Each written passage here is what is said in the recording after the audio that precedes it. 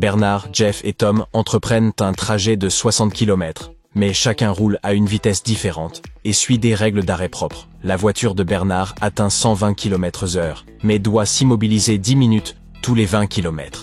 Celle de Jeff, électrique, avance à 60 km/h sans pause. Enfin, celle de Tom file à 91 km/h, mais nécessite un arrêt de 15 minutes. Qui parviendra le premier à destination?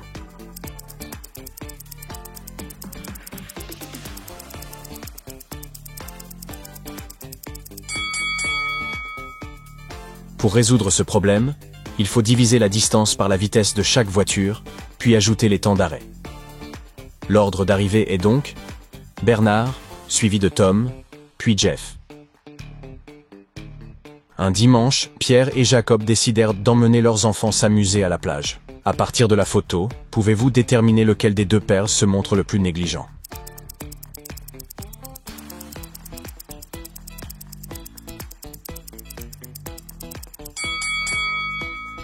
Dans la première scène, un petit garçon joue au bord de l'eau, tandis que son père, à l'arrière-plan, discute avec deux femmes. Sur la seconde, un autre enfant joue à la balle avec un chien à l'air menaçant, mais son père, en arrière-plan, le surveille attentivement. Il est donc manifeste que le père de la première scène se révèle le plus imprudent. Harry est arrivé au camping et a dû utiliser une lampe de poche pour s'installer. Celle-ci nécessitait 2 piles pour fonctionner, et il en avait 8. 4 étaient chargés et 4 déchargés, sans qu'il sache lesquels. Quel est donc le nombre minimal d'essais nécessaires pour allumer sa lampe?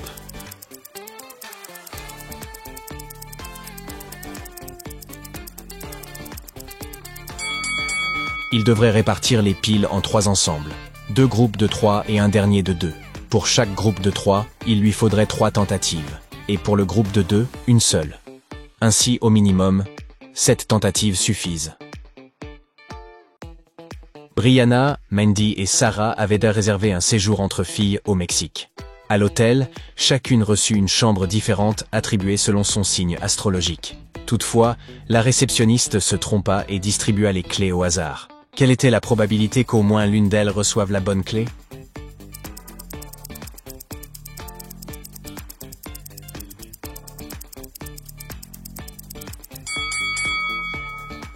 Il y avait 2 chances sur 3 qu'au moins l'une obtienne la bonne clé.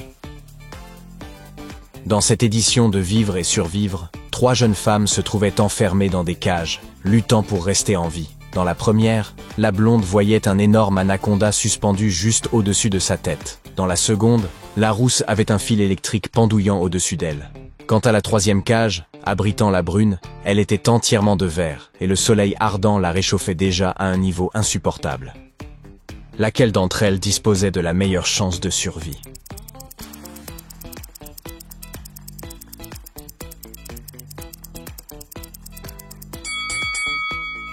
La blonde. Les anacondas sont immenses. Mais ils ne sont pas venimeux. Leur salive est inoffensive pour l'homme, même si leurs morsures peuvent être douloureuses. Vous avez enfin accepté ce rendez-vous avec Charlie, le barista. C'est alors qu'il vous raconte l'histoire la plus invraisemblable. Chaque jour, une cliente entre dans son café et lui demande de lui servir une tasse. Puis, elle exige qu'il ajoute 10 ml de lait, mélange le tout et retire ensuite 10 ml du breuvage. Charlie vous interroge.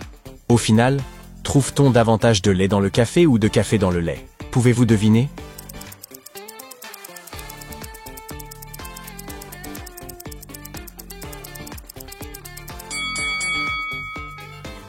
Étonnamment, la quantité de lait et de café, c'est la même. C'est le premier jour d'Emma dans son nouvel emploi. Elle a quitté Los Angeles pour débuter dans une société de divertissement et tout lui paraît encore étranger. À son arrivée, un stagiaire la conduit aussitôt au bureau du directeur pour une réunion d'accueil. En observant l'image, sauriez-vous dire qui est le supérieur d'Emma?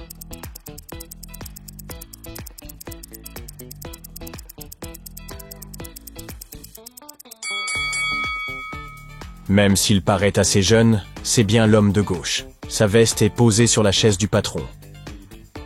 Sam se rendait à son entraînement lorsqu'il passa devant un arrêt de bus. 3 personnes attirèrent alors son attention. Le capitaine de son équipe, qui était en retard, une femme âgée ayant besoin d'assistance, et la jeune fille dont il était épris.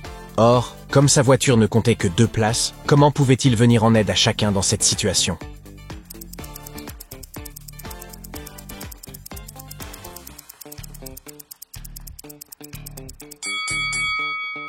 Il pouvait installer la vieille dame dans sa voiture et demander au capitaine de la conduire à l'hôpital avant de rejoindre l'entraînement. Quant à lui, il aurait pu prendre le bus jusqu'à l'école avec la jeune fille qu'il aimait. Vous entrez dans un restaurant et remarquez 2 clients au comportement très suspect. Or, l'un d'eux se révèle être un criminel. Lequel?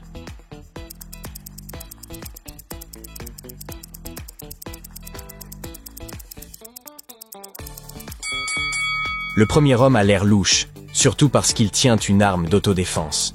La jeune femme, en revanche, semble plus inoffensive. Elle est assise, un couteau à la main, et découpe sa salade. Pourtant, c'est bien elle la coupable. Le couteau qu'elle utilise est beaucoup trop grand et trop tranchant pour une simple salade, et une tache rouge y brille déjà. Audrey rentre chez elle après une journée de travail et allume la télévision. Les dernières nouvelles annoncent qu'un dangereux criminel s'est échappé de prison et rôde à présent dans son quartier. Soudain, la sonnette retentit. Audrey consulte sa caméra et aperçoit 2 personnes sur son perron. Toutes 2 prétendent être des livreurs, mais l'une n'est autre que le criminel en cavale. Pouvez-vous deviner lequel?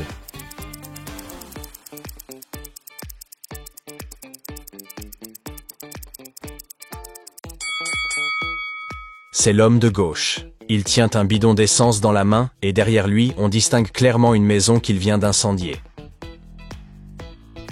Tom est allé dîner avec son ami Lenny, qui travaille dans l'informatique. Lenny, qui avait toujours les meilleures énigmes, lui a demandé pourquoi son service informatique avait récemment embauché une araignée. Saurez-vous trouver la raison?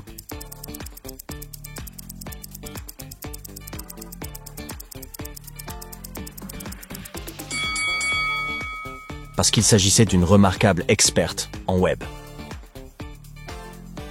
C'était la première semaine de Lisa dans son nouveau stage. Son patron, débordé, lui a envoyé un message lui disant de chercher une femme nommée Betty. Cette dernière devait lui transmettre les détails de sa prochaine mission. Mais Lisa n'avait aucune idée de qui était Betty. En observant le bureau, pourriez-vous l'aider à l'identifier?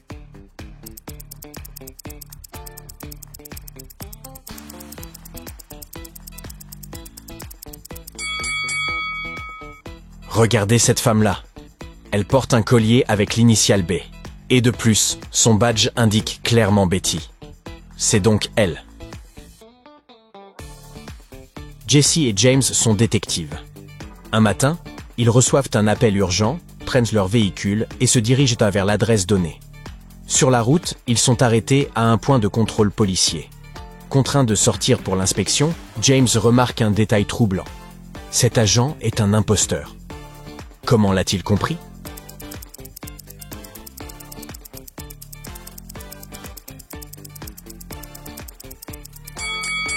Le policier portait certes une chemise déchirée, mais ce n'était pas l'essentiel.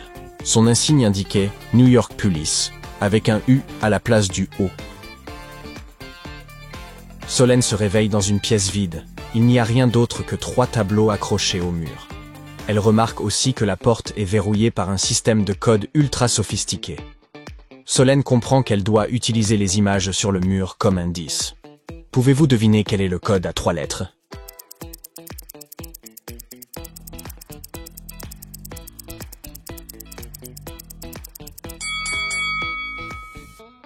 Le code est SUN. Les 3 cadres font référence au soleil.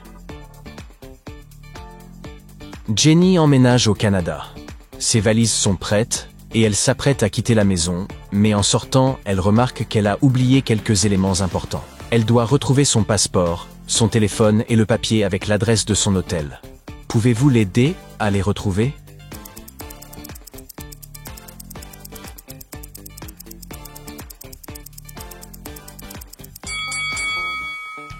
Jenny est vraiment désordonnée. Son téléphone traîne par terre à côté du canapé, le papier est glissé entre 2 livres sur l'étagère, et son passeport repose près des pieds de la table basse. Quel manque d'attention. Magali est en train de faire l'un de ses joggings habituels dans Central Park quand elle aperçoit un adorable corgi. Elle demande à son propriétaire quel âge a le chien et reçoit une réponse bien étrange. Le maître dit que dans 2 ans, Luna aura 2 fois l'âge qu'elle avait il y a 5 ans. Avez-vous compris quel âge a ce chien?